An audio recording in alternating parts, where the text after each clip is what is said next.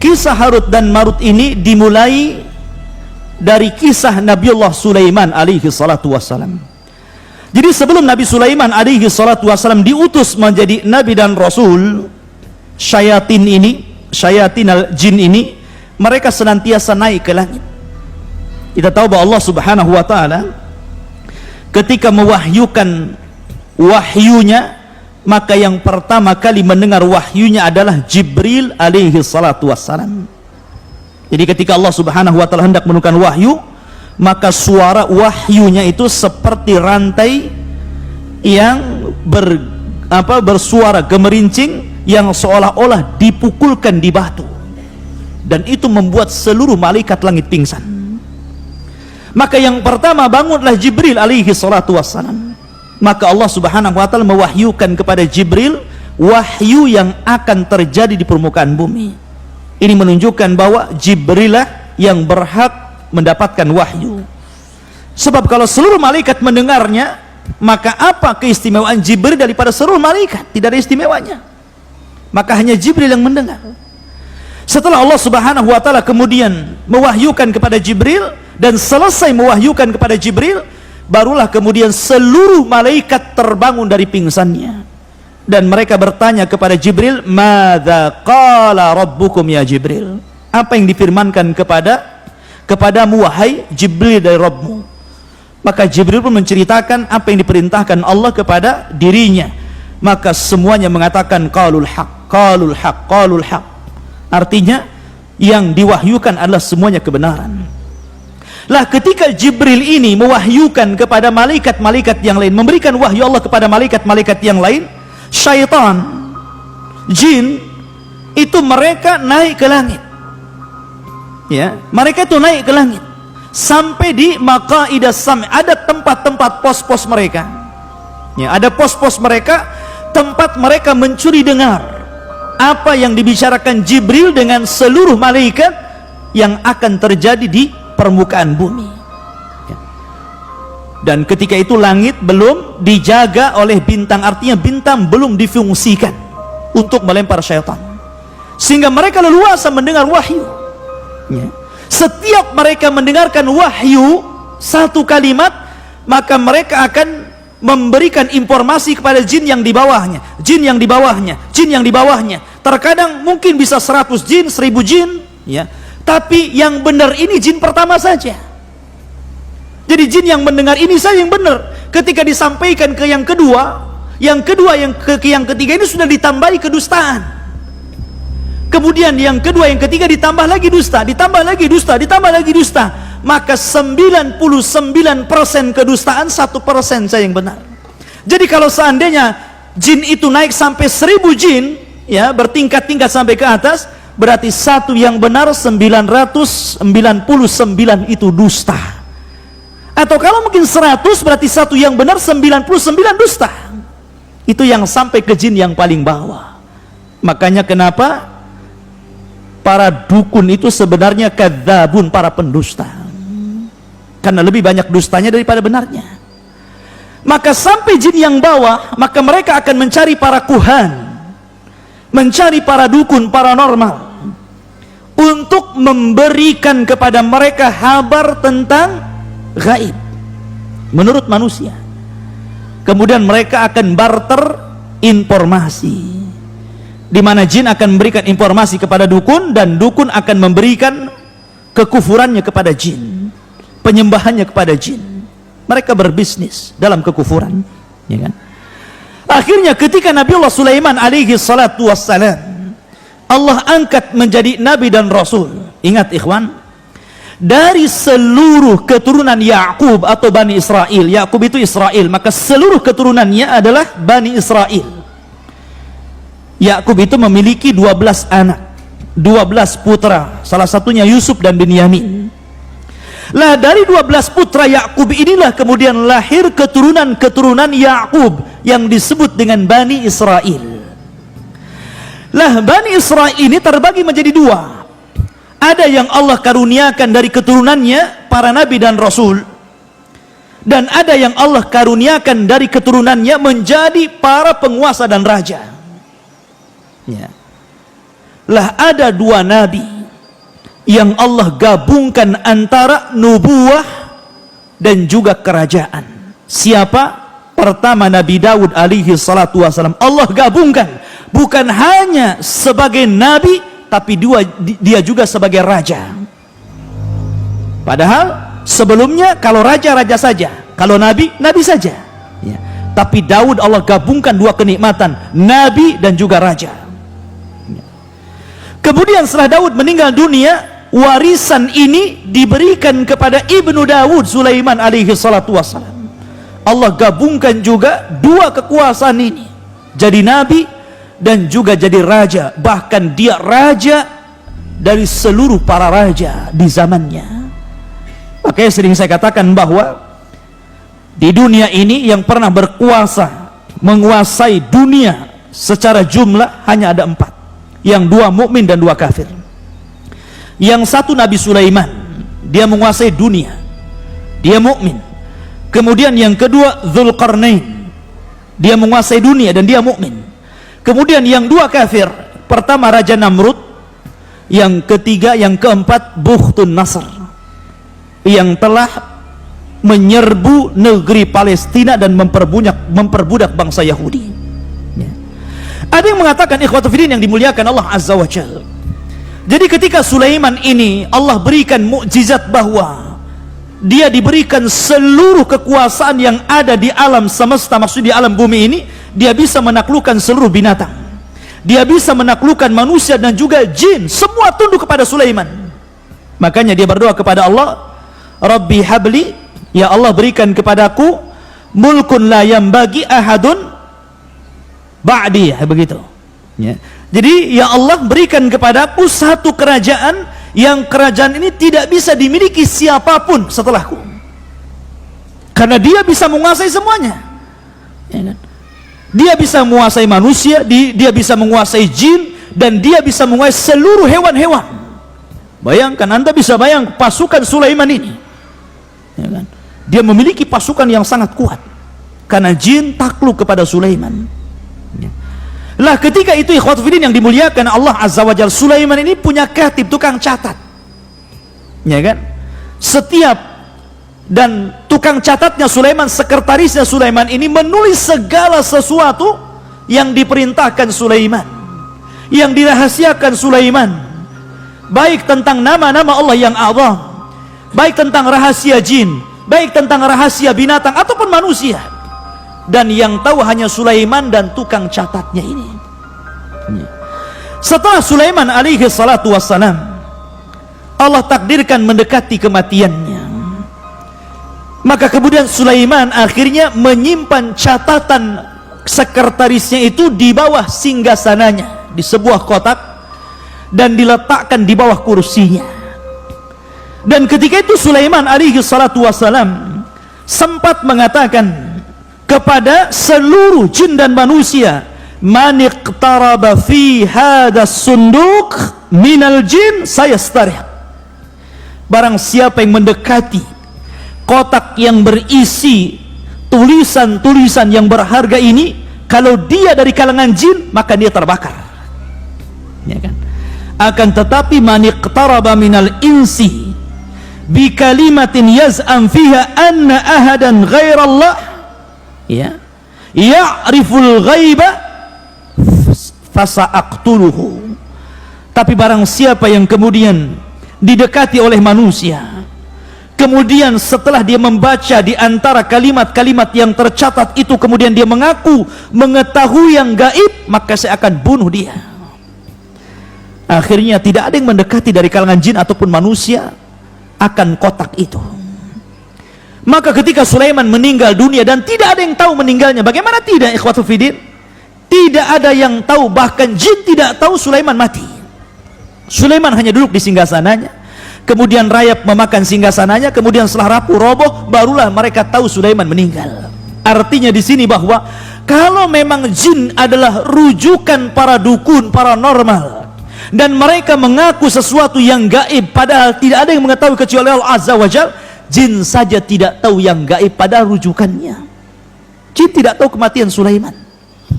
Sulaiman sudah mati, jin tidak tahu. Macam mana kemudian para dukun mengetahui hal-hal yang gaib sementara rujukannya tidak tahu yang gaib? Ma'asyiral muslimin rahimani wa maka setelah Sulaiman meninggal dunia, kemudian generasi yang mentauhidkan Allah Azza wa Jalla sudah mulai punah. Datanglah generasi berikutnya yang mereka sudah terpengaruh akidahnya. Akhirnya kemudian syaitan datang kepada kaum Babil, kaumnya Sulaiman alaihi salatu wasallam, menjelma menjadi seorang manusia yang sangat saleh. Ketika itu di Babil ini ada seseorang yang bernama Harut dan Marut. Karena solehnya sehingga seolah-olah dia malaikat. Makanya Allah Subhanahu wa taala mengatakan, "Wa ma unzila 'alal malakaini bi Babil Harut wa Marut." Dan apa yang diturunkan kepada dua malaikat di Babil, yakni Harut dan Marut. Artinya Harut dan Marut itu bukan malaikat, tapi seolah-olah malaikat karena dia saleh. Ada juga ahli tafsir mengatakan bahwa dia adalah syaitan. Harut dan Marut ini syaitan, berpura-pura menjadi malaikat, sehingga dikatakan dua malaikat. Walaupun pendapat yang rajih, yang masyhur, yang mendekati kepada kebenaran, wallahu alam, bahwa Harut dan Marut adalah minal bashar. Dia adalah manusia sama dengan kita. Karena kesolehannya orang menganggap apa? Dia malaikat. Akhirnya kemudian syaitan ini mendatangi Harut dan Marut. Kemudian syaitan mengatakan kepada Harut dan Marut, kata syaitan kepada Harut dan Marut mengatakan, "Aturiduna, maukah kalian an adullakum ala mulkin la yanfad?" Maukah kalian berdua aku tunjukkan kepada sebuah kerajaan, sebagaimana engkau melihat bagaimana Sulaiman bisa menaklukkan semua yang ada di bumi ini, baik jinnya, binatangnya, manusianya, maka aku pun akan menunjukkan kepada apa yang dimiliki Sulaiman. Maka akhirnya Harut dan Marut ini diuji oleh Allah Azza wa Jalla. Akhirnya nurut kepada syaitan ini. Kemudian kata syaitan ini, bongkarlah di bawah kursi ini ada sunduk, ada kotak. Di situ ada buku yang mempelajari tentang ilmu-ilmu yang dipelajari Sulaiman.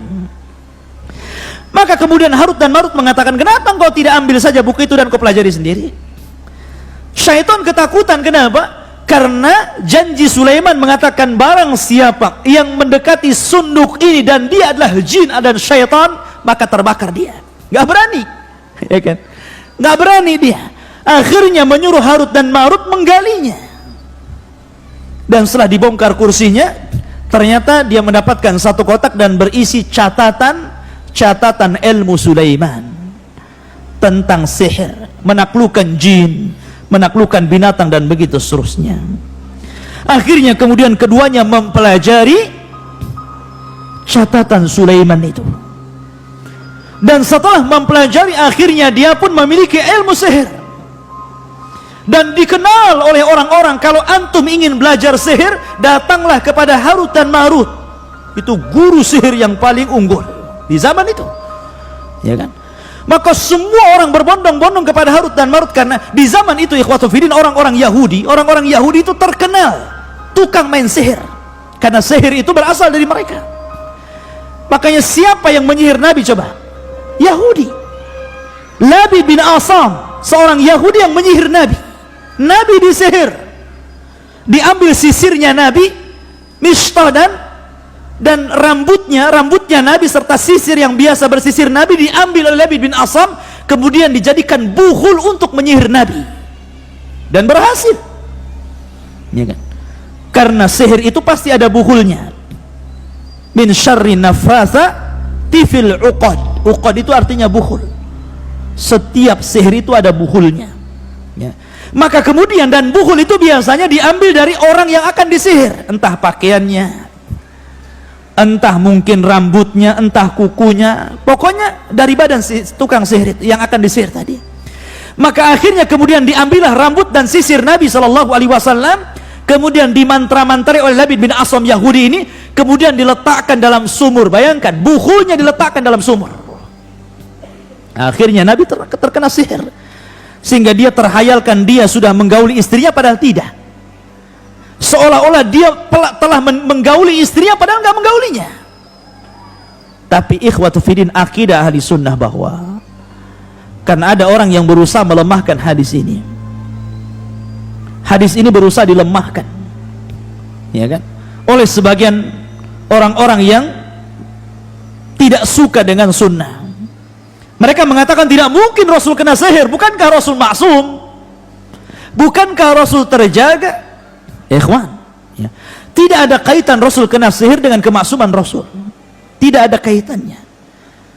Justru sebenarnya ini menguatkan bahwa Nabi kita Muhammad sallallahu alaihi wasallam itu abduhu wa rasuluhu. Dia adalah hamba, makan seperti kita, minum seperti kita, tidur seperti kita, dan terkena sihir seperti kita terkena sihir. Ya. Tidak ada kaitan antara maksum dengan sihir. Karena Allah Subhanahu wa taala berfirman, "Ya ayyuhar rusul, balligh ma unzila ilaika, fa illam taf'al fama ballagta risalatah, wallahu ya'simuka minan nar." Wallahu ya'simuka minan nar. Allah yang memberikan kemaksuman kamu di hadapan manusia. Ya. Tidak ada kaitan antara maksum dengan kena sihir. Ya. Dan ini justru memperkuat bahwa Rasul kita manusia, bukan malaikat yang tidak bisa terkena sihir. Ya. Ma'asyiral muslimin rahimani wa rahimakumullah, maka Jibril kemudian turun kepada Rasul sallallahu alaihi wasallam atau malaikat yang lainnya, kemudian meruqyah Rasul sallallahu alaihi wasallam. Akhirnya turunlah surat yang dikenal dengan Muawwidzatain, Qul a'udzu birabbin nas dan Qul a'udzu birabbil falaq. Dengan kedua ayat ini malaikat meruqyah Rasul. Akhirnya ketahuan buhulnya di sumur tadi. Siapa yang menyihir Rasul? Yahudi. Ya. Makanya kenapa haddus sahir qatal? Kata Nabi SAW, balasan dalam Islam bagi para pelaku sihir dipenggal, dharbatu bisayf, dipenggal lehernya. Makanya Umar pernah memenggal tukang sihir, Hafsah pernah memenggal tukang sihir. Apakah perlu dimintai tobat? Kata para ulama, ada yang mengatakan perlu dimintai tobat selama 3 hari. Kalau dia bertobat maka diampuni, kalau tidak maka dipenggal. Tapi pendapat yang rajah, yang kuat, tidak perlu dimintai tobat, langsung dipenggal lehernya. Itu pendapat yang kuat. Karena kerusakan sihir ini melebihi kerusakan yang lainnya. Bukan hanya kekufuran, kesyirikan, tapi kerusakan di mana-mana. Bisa membunuh, bisa menyakiti, bisa menceraikan suami istri dan begitu seterusnya. Kerusakannya luar biasa. Maka tidak perlu dimintai tobat, la yustatab, kata para ulama, tidak perlu dimintai tobat, langsung darbatu bisayf, penggal lehernya. Ya.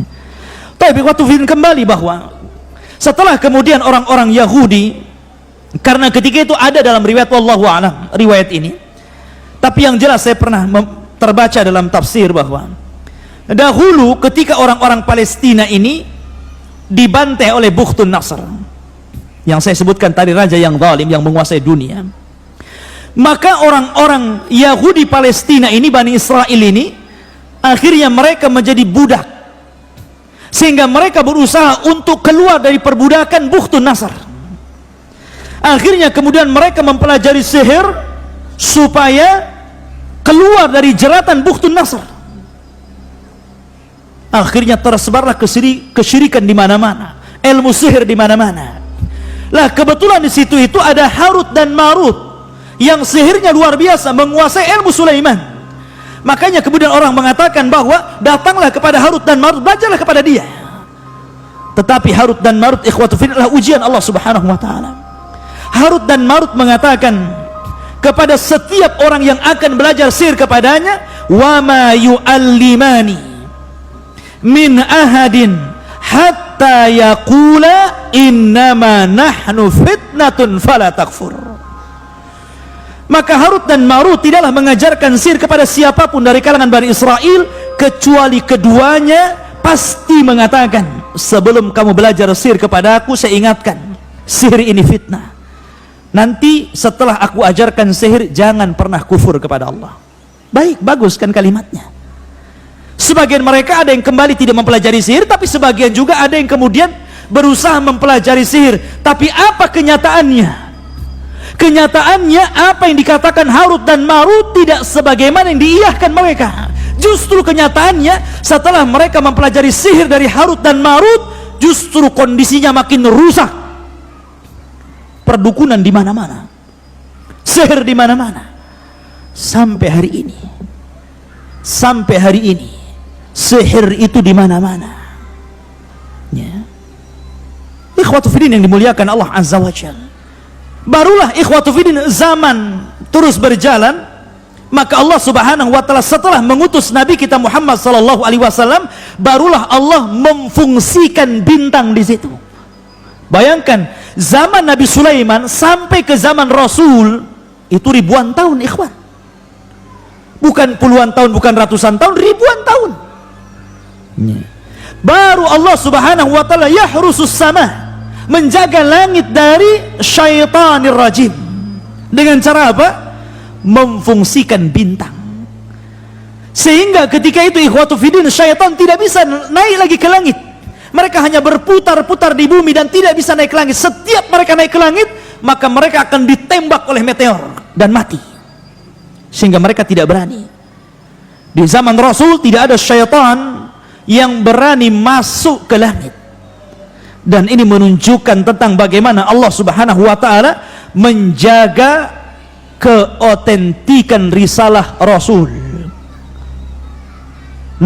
Inna nahnu nazzalna dzikra wa inna lahu lahafizun. Kami yang menurunkan Al-Quran, kami yang menjaganya. Sebab kalau seandainya syaitan ini naik, maka akan tercampur antara perkataan Allah dan perkataan dukun. Al-Quran terjaga, maka mereka tidak bisa naik ke langit karena mereka akan ditembak. Ya.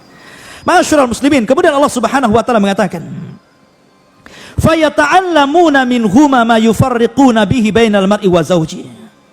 Maka kemudian orang-orang Bani Israel, orang-orang Yahudi itu mempelajari dari keduanya Harut dan Marut apa yang bisa memisahkan antara suami dan istri.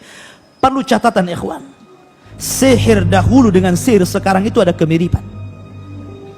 Sihir yang banyak di masyarakat kita dan juga di masyarakat dahulu sebelum Islam itu berkisar di antara dua sihir. Yang pertama as-sarfu dan yang kedua al-atfu. Itu yang banyak sihir. Pertama as-sarfu, yakni memalingkan suami istri suruh bercerai. Terkadang ada suami yang kena sihir melihat istrinya tidak suka, malas untuk melakukan hubungan dengan istri, padahal hubungan itu syar'i, ya kan? Malas untuk mendekati istrinya, atau mungkin sebaliknya, akhirnya ujung-ujungnya cerai. Atau yang kedua al-atfu, sebaliknya, ya, sebaliknya menanamkan kecintaan kepada keduanya, atau menanamkan kecintaan kepada wanita orang, atau bahasa kita mungkin ilmu pelet begitu ya, supaya orang dekat dengan dia. Dan ghalibus sihri hakadha, umumnya sihir seperti itu. Namun ada juga sihir yang ganas yang sampai membunuh, ikhwan. Naudzubillah. Ya. Maka di sini Al-Quran mengatakan bahwa mereka mempelajari sihir itu apa yang bisa memisahkan antara suami istri. Wa ma hum bidharina bihi min ahadin illa biiznillah. Tapi ingat bahwa sihir apapun tidak akan memadaratkan siapapun kecuali atas izin dari Allah Subhanahu wa taala. Seandainya tukang sihir ini berkumpul di dunia kemudian hendak menyihir antum, kalau seandainya Allah tidak mengizinkan sihir itu terkena antum, antum tidak akan terkena sihir. Karena Rasul mengatakan, seandainya seluruh manusia berkumpul, jinnuhum wa insuhum, manusia dan jinnya, ada an yadurruka bi syai'in lan yadurruka illa bima qad kataballahu lak. Tidak akan sampai madarat itu kepadamu kecuali memang madarat itu sudah ditetapkan di Lauhil Mahfuz. Ya. Kemudian wa yata'allamuna ma yadurruhum wa la yanfa'uhum, dan mereka mempelajari apa yang memadaratkan mereka dan tidak bermanfaat. Sihir itu tidak ada manfaatnya sedikit pun, bahkan akan mengantarkan kepada kekufuran. Sihir itu tidak manfaat, ikhwan. Maka jangan pernah mempelajari sihir. Jangan pernah, ya. Kemudian walaqad alimu laman ishtarahu ma lahu fil akhirati min khalaq wala bi'sa ma syaraw bihi anfusahum law kanu ya'lamun. Dan sungguh mereka sudah tahu barang siapa membeli menggunakan sihir itu niscaya tidak akan mendapatkan keuntungan di akhirat. Dan sungguh sangatlah buruk perbuatan mereka yang menjual dirinya dengan sihir sekiranya mereka mengetahuinya. Walau annahum amanu wattaqau lamathubatun min indillahi khairun law kanu ya'lamun. Dan jika mereka beriman dan bertakwa, pahala dari Allah pasti lebih baik sekiranya mereka mengetahui. Subhanakallah bihamdika asyhadu an la ilaha illa anta astaghfiruka wa atubu ilaik. Allahu ta'ala alam. Assalamualaikum warahmatullahi wabarakatuh.